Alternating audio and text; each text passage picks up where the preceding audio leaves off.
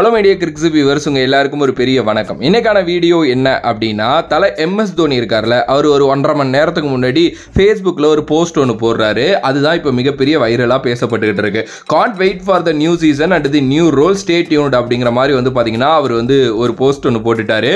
இதுக்கப்புறம் ஒரு பெரிய ஒரு கலவரமே இப்போ சோஷியல் மீடியாவில் நடந்துகிட்டு இருக்கு அப்படின்னே சொல்லலாம். பிகாஸ் அவர் பார்த்தீங்கன்னா ரெகுலராக சோஷியல் மீடியாவில் ஆக்டிவாக இருக்கிற ஆள் கிடையாது.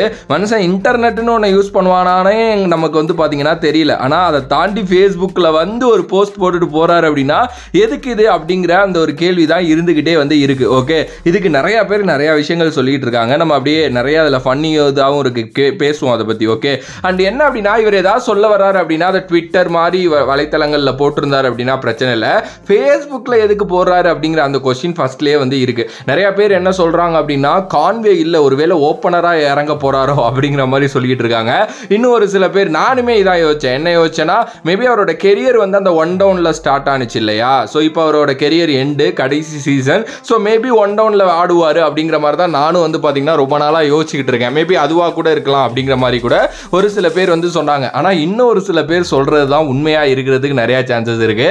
ஒன்றும் பதற வேணாம், தலைமை ஏதோ ஆடுக்காக தான் போட்டிருக்காப்புல. அழகாக ஓரியோன்னு ஏதாவது ஒரு ஆடை வச்சு ஏதாவது போஸ்ட் போட்டு விட்டு போயிடுவாரு. நம்ம நினைக்கிற மாதிரிலாம் ஒன்றும் கிடையாதுங்கிற மாதிரி நிறைய தரப்பினர்கள் சொல்லிட்டு இருக்காங்க.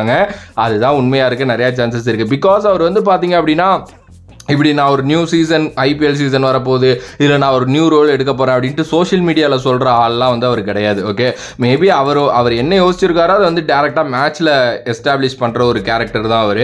அப்படிப்பட்ட ஒருத்தர் அதுவும் ஃபேஸ்புக்கில் போய் போடுறாரு அப்படின்னா டெஃபினெட்லி அது நிறையா ஆடாக இருக்கிறதுக்கு தான் சான்சஸ் இருக்குது. பட் ஆனால் இது நிறையா விஷயங்களை ஓப்பன் பண்ணி விட்ருக்கு அப்படின்னே சொல்லலாம். அண்ட் இதை தாண்டி பார்த்தீங்க அப்படின்னா, புதுசாக IPL சீசன் ஆரம்பிக்க போது அவர் மேபி இன்னைக்கு வந்துருவார் அப்படின்னு நினைக்கிறேன். இல்லை அப்படின்னா நாளைக்கு காலையில் அவர் வந்துருவார் சென்னைக்கு. ஆக்சுவலி அந்த அம்பானி வீட்டு ஃபங்க்ஷனில் கொஞ்சம் பிஸியாக இருந்தார், அது முடிஞ்சிருச்சு இல்லையா, அவர் வந்துருவார். அண்ட் இன்னொரு ஒரு விஷயம் என்ன அப்படின்னா, இன்கேஸ் இது இந்த CSK பற்றினது இல்லை இந்த IPL பற்றினதாக இருந்தால், சென்னையின் IPL பார்த்தீங்கன்னா இதை எடுத்து அவங்களோட அஃபிஷியல் இன்ஸ்டாகிராமில் போட்டிருப்பாங்க. ஆனால் நான் இந்த வீடியோ பண்ணுற வரைக்கும் இன்ஸ்டாகிராமில் அவங்க அதை பற்றி டச் பண்ணவே இல்லை. ஏன்னா அவங்களுக்கு தெரியும் இது ஏதோ ஒரு ஆடுக்கான உள்ளது அப்படின்னு சொல்லிட்டு. ஸோ அதனால தான் அவங்க பார்த்தீங்க அப்படின்னா அதை டச் பண்ணலை.